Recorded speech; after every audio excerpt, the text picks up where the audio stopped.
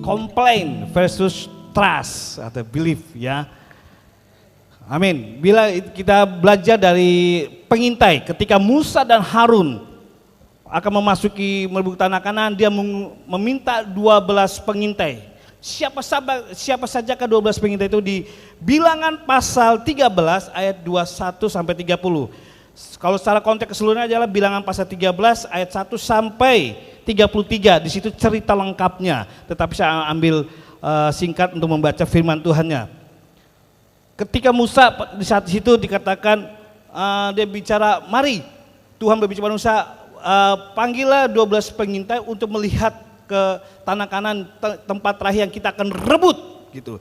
Coba tanya kepada 12 pengintai nanti yang akan kamu utus itu, tanahnya bagaimana, keadaan lingkungannya bagaimana, tanahnya subur atau buruk, orang-orangnya bagaimana, situasi alamnya apa saja, baik atau tidak baik.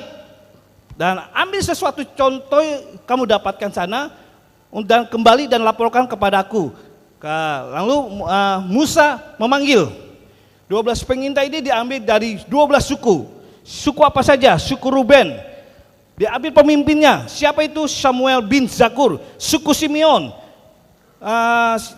Pemimpinnya Syafat bin Hori. Suku Iksar. Pemimpinnya Yigal bin Yusuf. Suku Binyamin.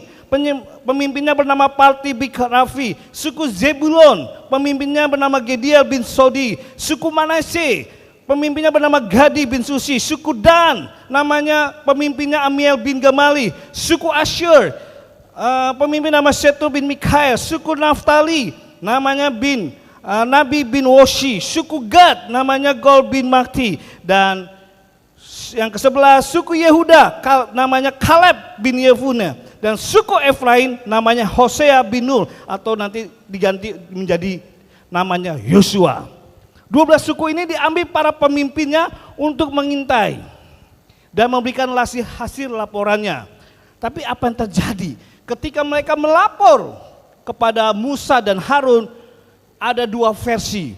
Yang satu berbicara versinya mengeluh, komplain, dan satu berbicara positif. Pasti kita akan merebutkan tempat itu. Ya, coba lihat teksnya, PowerPoint-nya. Jadi hal yang sama di aplikasinya kalau pada masa kini, ada dua tipe orang Kristen. Ketika menghadapi setiap persoalan, tipe apa saja? Yang pertama, tipe orang Kristen yang suka pesimis, yaitu suka mengeluh. Orang Kristen pertama, meskipun dia pemimpin rohani, siapa saja pemimpin rohani sini, ketua area, ketua wilayah, ketua kelompok, ketua rayon, siapa saja pelayan Tuhan, ya kan namanya para pemimpin ya yang diutus Tuhan. Siapa saja, ya WL, singer, pemusik, asal gita, kolektan, guru sekolah minggu, semua yang terlibat pelayanan. Ada dua tipe, meskipun seorang pelayan Tuhan, meskipun seorang pemimpin rohani, tapi dalam realitanya ketika ada masalah, ada hal yang perlu kita perhatikan bersama. Tipe pertama orang Kristen pesimis, suka mengeluh. Tipe yang kedua adalah orang Kristen optimis, tetap percaya. Amin. Coba tanya kiri, kamu tipe apa? Optimis atau pesimis? Beritahu kiri kanannya. Kita pelayan Tuhan, kita pemimpin rohani, pasti ada dua tipe ketika ada masalah ini. Enggak menjamin jabatan yang pemimpin rohani, pelayan mimbar atar. Tapi ketika ada masalah, tipenya pasti tipe nomor 2, orang Kristen optimis. No, enggak selalu. Karena cobaan, ujian itu berat, bukannya mudah. Ketika diperhadapkan, di situ letak uji kekristenannya. Ketika ada ujian, di situ letak uji imannya sampai mana.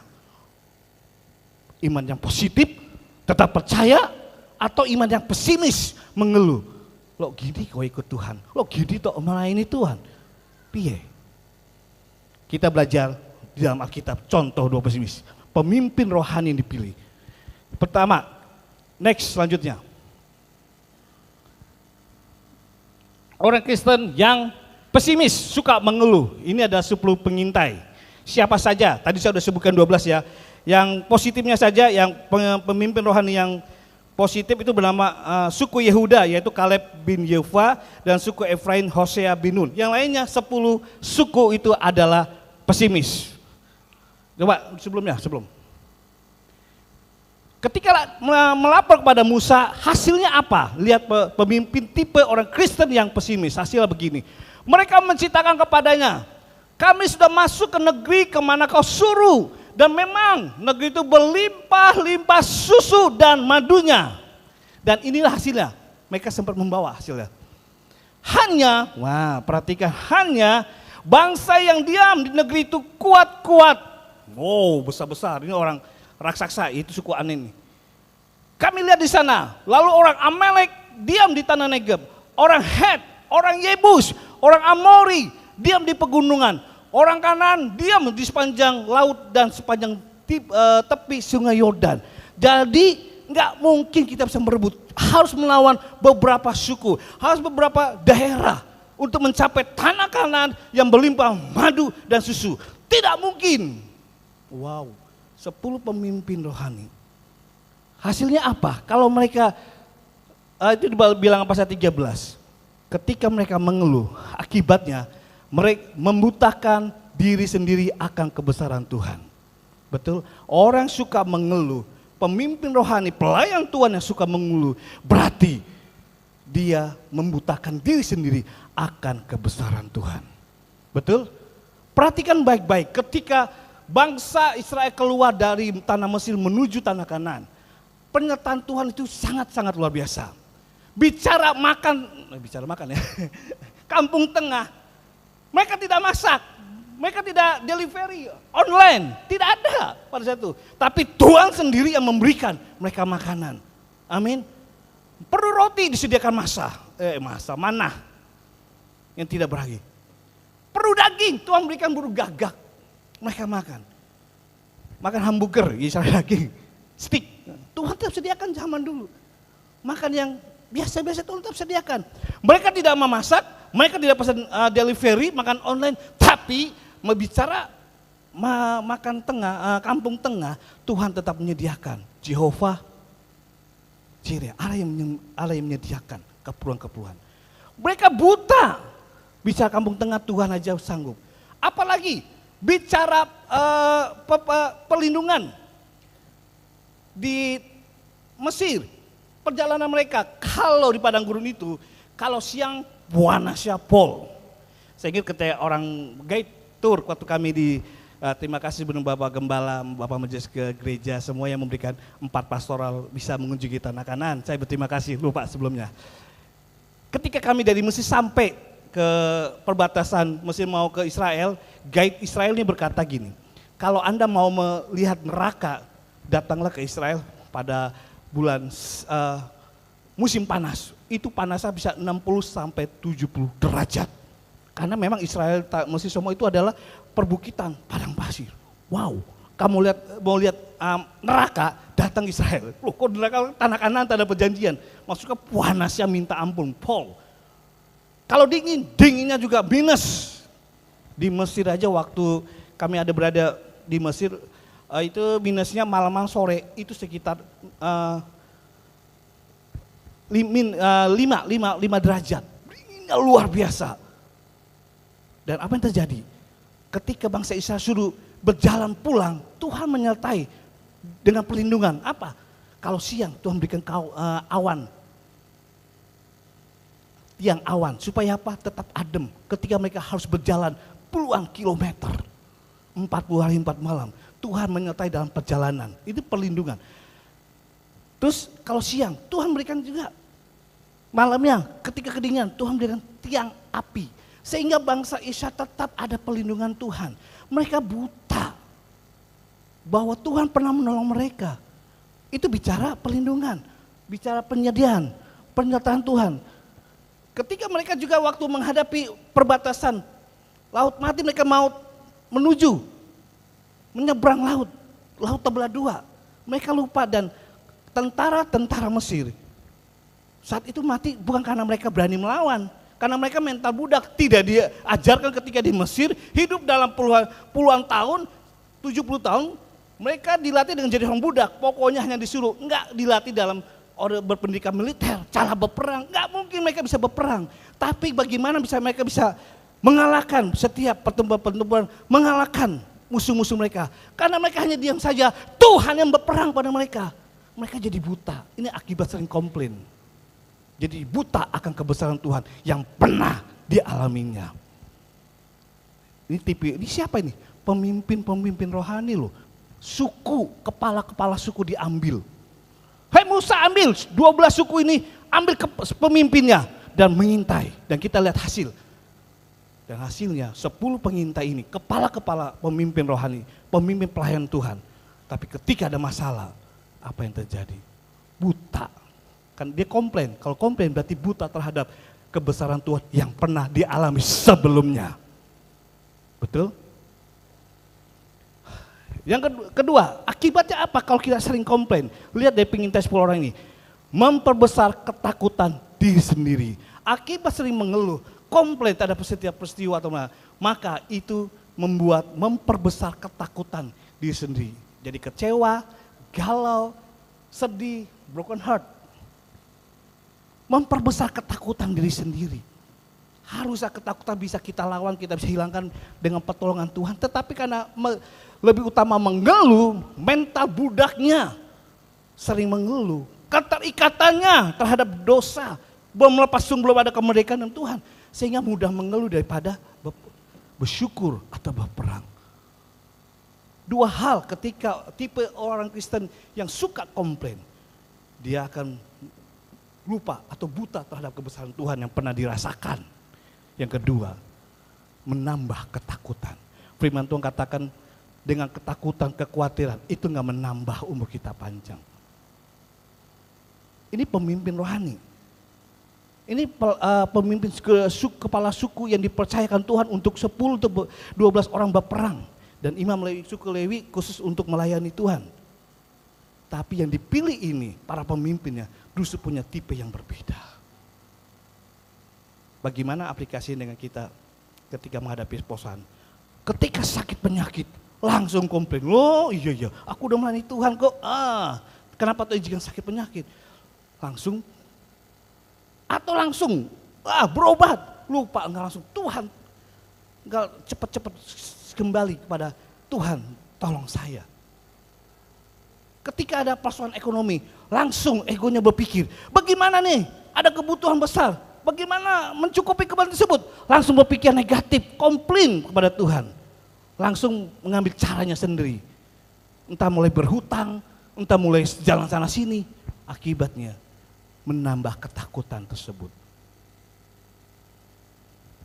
Enggak menjamin pemimpin rohani punya tipe yang positif. Kalau enggak ada kebebasan di dalam Tuhan. Amin. Kalau masih punya mental keterikatan dosa, keterikatan mental budak, kita tidak bisa mengalami kemenangan bersama Tuhan. Melupakan kebesaran Tuhan yang begitu dahsyat.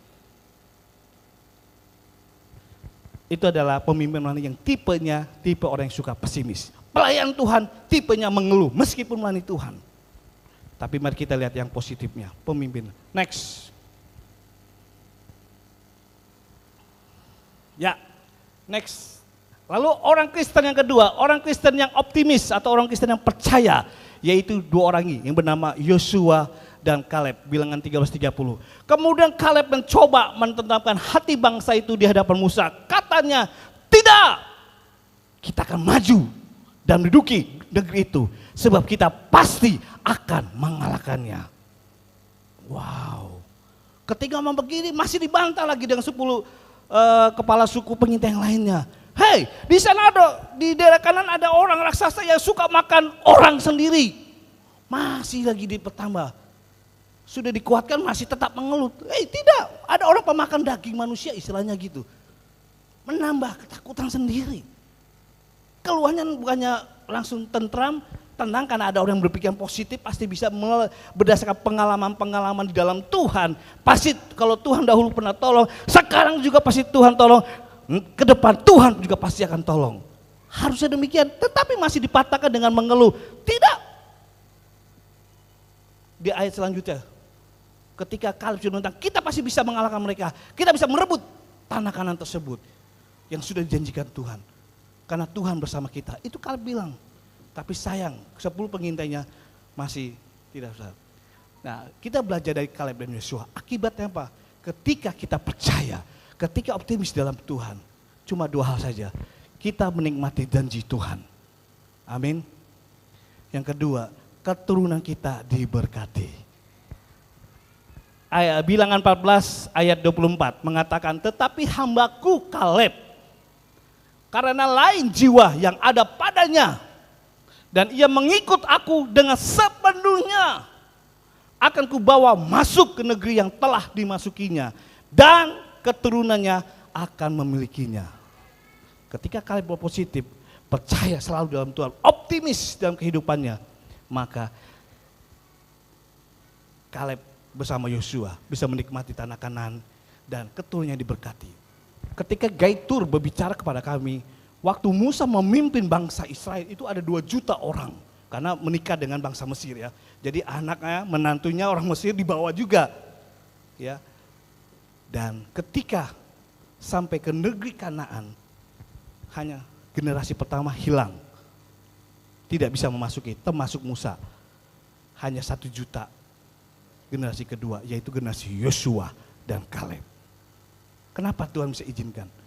Kenapa Kaleb bisa menikmati? Karena Kaleb selalu positif di dalam Tuhan. Selalu percaya. Kalau dahulu Tuhan tolong, sekarang pasti Tuhan tolong. Ke depan, next future, Tuhan juga pasti tolong. Sehingga hanya generasi kedua, 1 juta yang bisa menikmati tanah Kanaan yang Tuhan janjikan.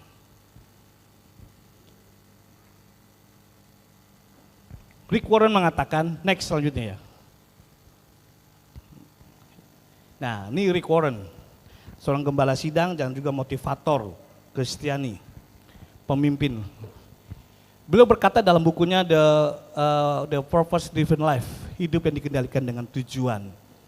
Beliau berkata gini, saat kita mengeluh, perhatikan, saat kita mengeluh, ayo, perhatikan lagi, saat kita mengeluh, ayo. Dia berkata, pusatkan kembali perhatian kepada Allah dan sifat-sifatnya yang tidak berubah.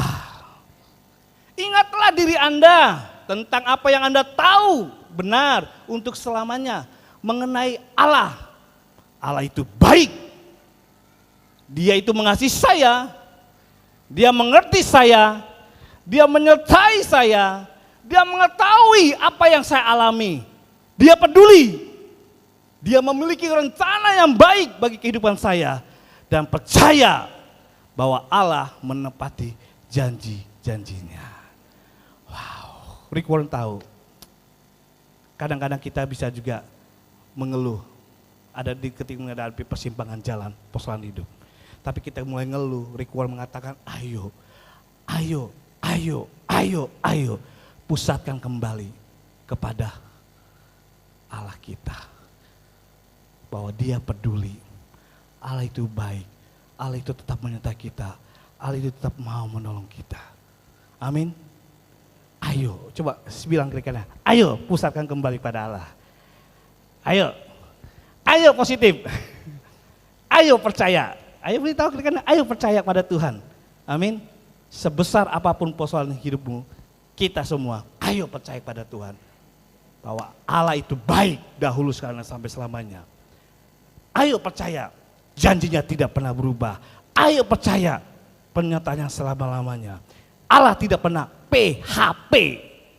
Apa itu? Pemberi harapan palsu. No, manusia. Apapun jabatannya bisa terjadi PHP. Tetapi Allah, ayo. Dia berkata, sekali-kali aku tidak akan pernah meninggalkan kau. Never, never. Membiarkan kita sendirian. Manusia, bahkan dia berkata di Alkitab, Pemazmur berkata, ibu kandungku yang melahirkan aku bisa meninggalkan aku. Wow, ibu kandung yang mengasihi kita, merawat kita, masih dalam kandungan, dan membesarkannya dengan cinta kasih, tapi bisa meninggalkan anaknya. Tetapi Allah berkata, sekali-kali aku tidak pernah meninggalkan kau. Amin. Percayalah, berserahlah. Pas Andi bilang percaya itu berserah, mempercayakan kehidupan kita dipimpin oleh Tuhan. Amin. Ayo pusatkan kembali kepada Allah yang besar. Kemarin ketika saya menghadiri sebuah ulang tahun, anak dari bapaknya berkata, saya selalu percaya kepada Tuhan. Kalau orang berkata, saya akeh persoalannya, banyak, itu biasa. Kalau saya akeh pekerjaannya, banyak, itu banyak orang alami. Tetapi ketika saya akeh berkat Tuhan, banyak berkat Tuhan, tapi hanya beberapa orang saja yang bisa menikmati beberapa berkat Tuhan. Banyak berkat Tuhan maksudnya. Kenapa? Saya selalu percaya kepada Tuhan. Selama hidup saya benar, pekerjaan saya benar, Tuhan mendidikan siapa-siapa. Dia berkata, dulu saya tidak punya apa-apa. Bapak saya tukang koran. Saya kuliah pas-pasan ambil jurusan hukum di Jember. Tapi sekarang, justru teman-teman saya yang punya uang, punya waktu, bisa berkarir sampai keluar. Tetapi hidupnya biasa-biasa saja. Ketika saya tetap hidup di dalam Tuhan, bekerja tetap ingat Tuhan dan melayani Tuhan, berkat Tuhan tetap selalu ada. Ketika saya tetap percaya, amin, tetap percaya. Next, terakhir. Ini gereja gantung. Gereja sampah di Kairo. Ketika kami ada di Kairo, itu bernama gereja itu St. Simon Tanner Church di Gunung Mokhatam. Di sebelahnya gereja gantung Hangi Church di Kairo, kota Kairo lama. Kalau ini sebelahnya Kairo, ya di kota Kairo, sebelah kota Kairo. Jadi kami sana berdoa melihat mujizat yang terjadi di Mesir.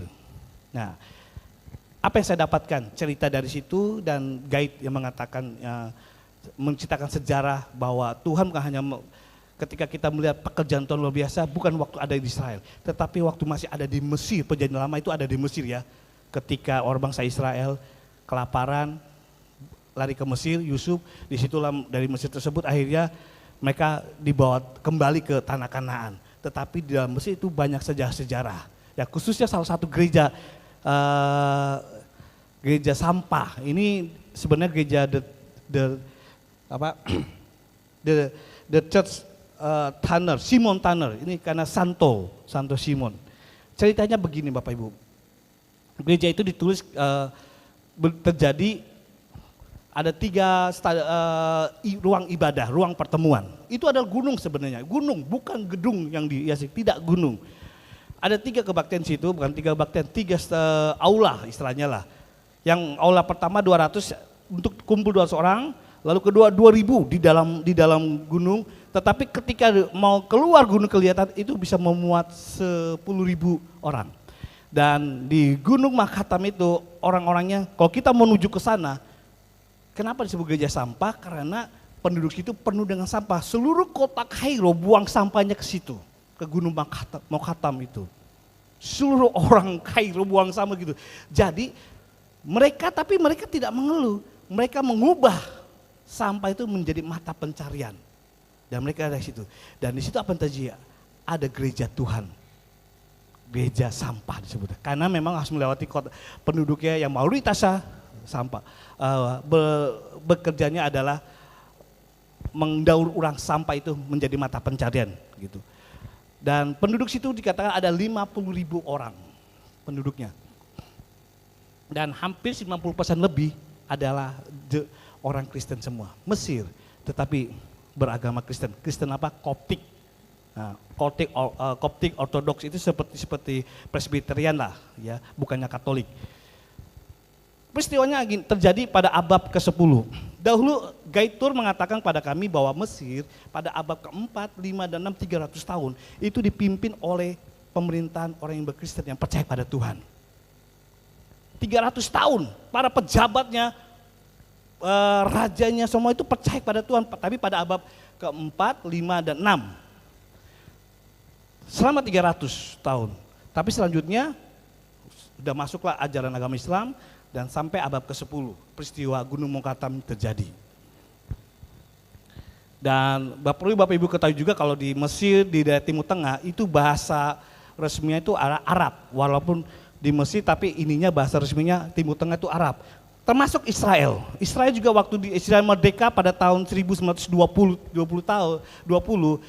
ketika dinyatakan ini Israel ada negara yang merdeka, didaulat sebagai merdeka, itu bahasa resminya ada dua.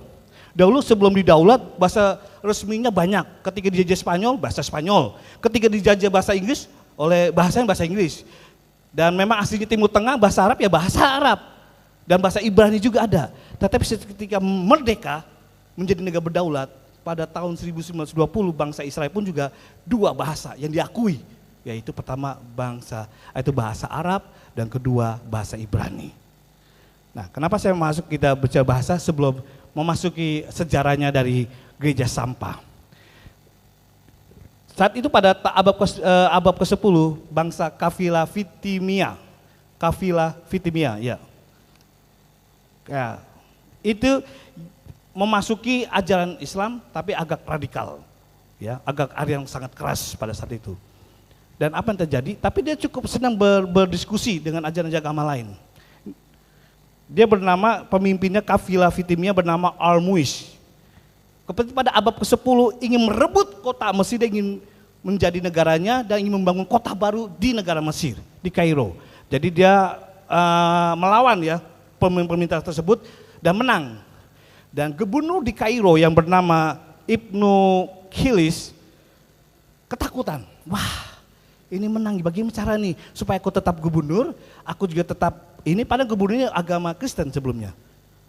Dia langsung masuk menjadi agama Islam, Muslim, dan membantu memberontak terhadap negaranya, pemerintahan yang benar. Membantu Al-Muiz, yaitu Al-Muiz pemimpin kafilah supaya dia tetap menjadi gubernur di Kairo, memberontak istilah. Dan berhasil. Sehingga ini dikuasai oleh Kafilah Fitimia ya. Orang Mesir tersebut, pemerintahnya direbut mereka. Suatu ketika si Ibnu Khilis ini berkata kepada Khalifah Fitimia, Khalifah, dia bicara ya bernama pemimpin Khalifah ini bernama Al-Muiz, ya Al-Muiz dia berkata, Pak Al-Muiz, itu loh orang Kristen yang di ini punya ajarannya berkata kalau engkau mempunyai iman sebesar biji sesawi, maka engkau bisa memindahkan gunung. Coba praktekkan Pak, coba didiskusi, coba ditanya benar apa enggak. Kalau enggak benar, kita beri sanksi. 3 hal, kalau enggak terbukti, apa tuh kalau enggak terbukti? Ya kita sanksi, pertama, kalau Alkitab itu enggak benar, firmannya, ajaran enggak benar, yang pertama, sanksinya, dia harus semua orang Kristen Koptik dan Katolik yang ada di Roma, ada di Kairo, ini di Mesir, harus memeluk agama Islam, Muslim. Sanksi pertama.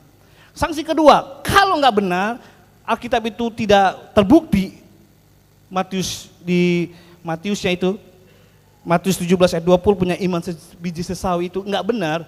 Sanksi kedua apa? Sanksi kedua, mereka keluar dari kota Mesir, keluar dari kota Kairo, keluar dari negara Mesir.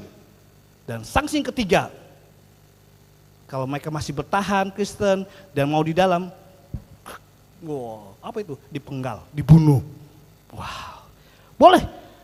Dia berkata dipanggil pemimpin Kristen Koptik bernama Abram bin Nur, ya panggil. Ini pemimpin Kristen Koptik sederajat dengan uskup di Katolik gitu. Jadi pemimpin tertinggi Kristen Koptiknya. Oh ya, panggil Abram pemimpinnya. Dipanggil sama pemimpin Khalifah ini. Benarkah Alkitabmu berkata jika engkau punya iman sebiji sesawi saja bisa pindahkan gunung? Dan sang pemimpin patriark ini, Pak Abraham berkata, benar, coba buktikan. Tapi kalau tidak terbukti, 3 sanksi yang seperti sudah saya sebutkan. Kalau nggak terbukti masuk Islam, kedua nggak terbukti keluar, atau ketiga kalian semua Kristen yang ada di sini, baik Kristen Koptik atau Katolik akan kami bunuh kalau tidak terbukti. Wih, kaget.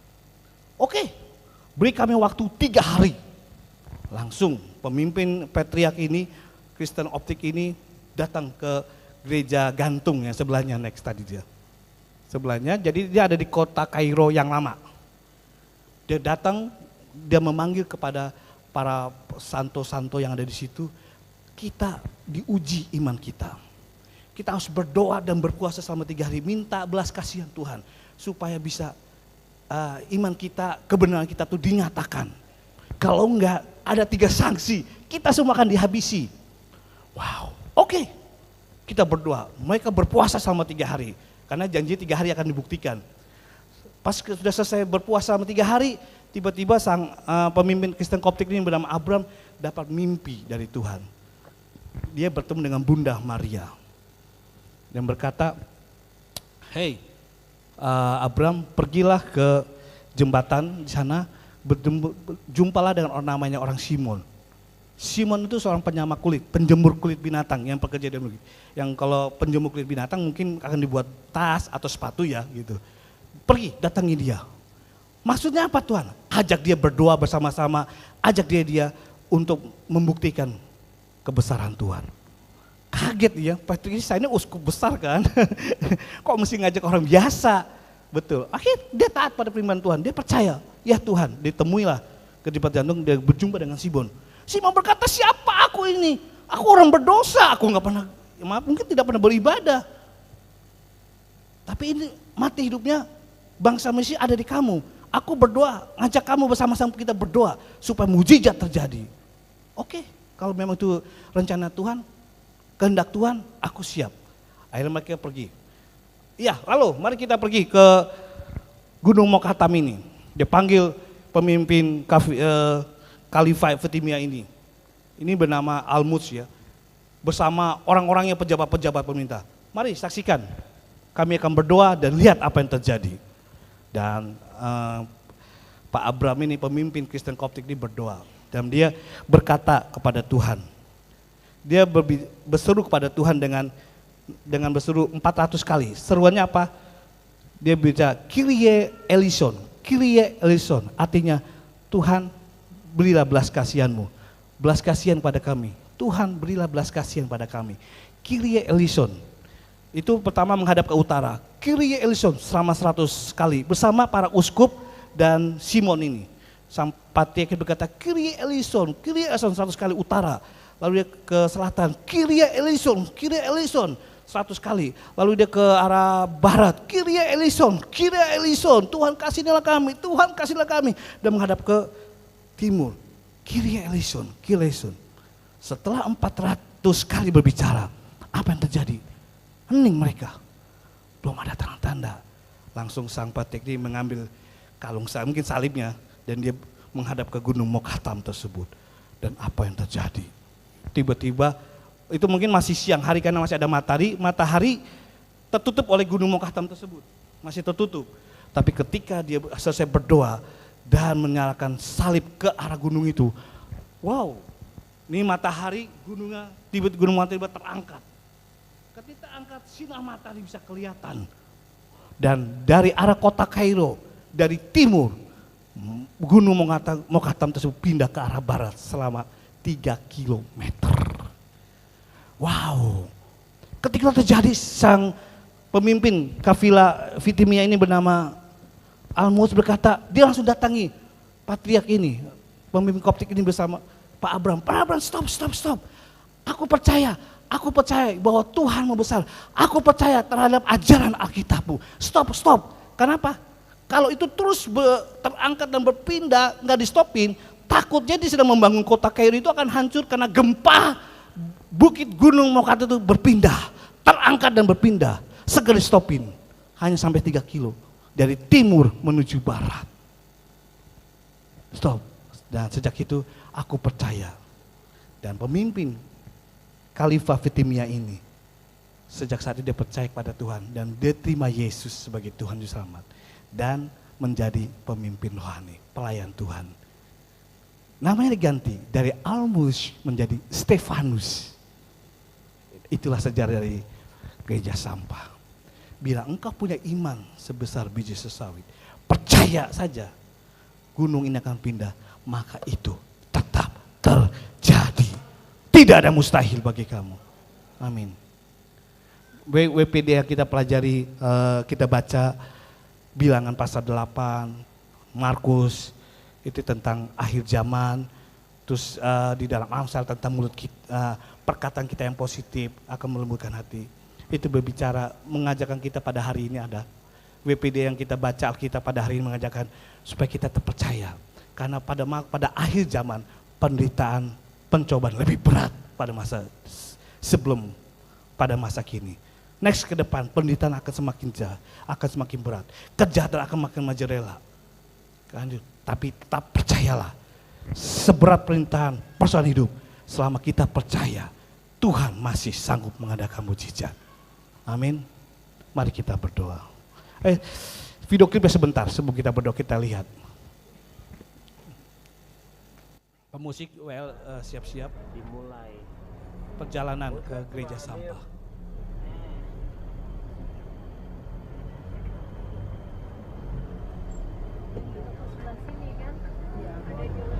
Nah, kiri kanan tuh sampah semua.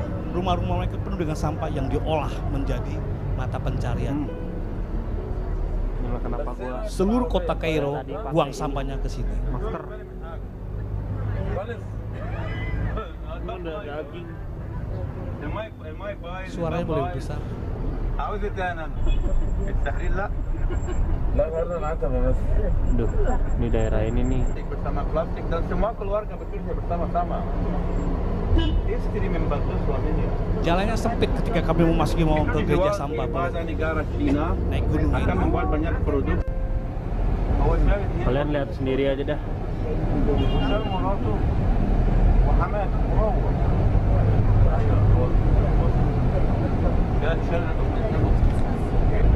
Lihat nggak guys? Oh, lihat lagi. Oh. Inilah gerejanya. Ini Gunung Mukatam tuh, Mukatam. yang katanya 10 10.000 orang bisa buat beribadah. 10 sebelum Ini Masehi keluar. itu Pada dia berpindah 3 kilo dari timur untuk membuktikan ayat dalam kitab Injil yang mengatakan jika ada iman sebesar sebiji. sebesar dan di tempat saya berdiri ini adalah stadion yang katanya bisa muat 10.000 orang. Woi, sungguh ini satu mukjizat. Gunung berpindah sejauh 3 kilo dari timur dan menyelamatkan para umat Kristen dari hukuman Khalifah Fatimiyah. Khalifah Fatimiyah. Ini orang-orang mulai gereja sampah, jemaatnya beribadah.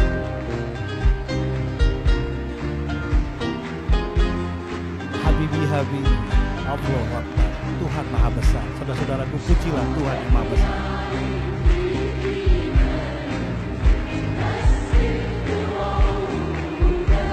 Jemaat Kristen Koptik.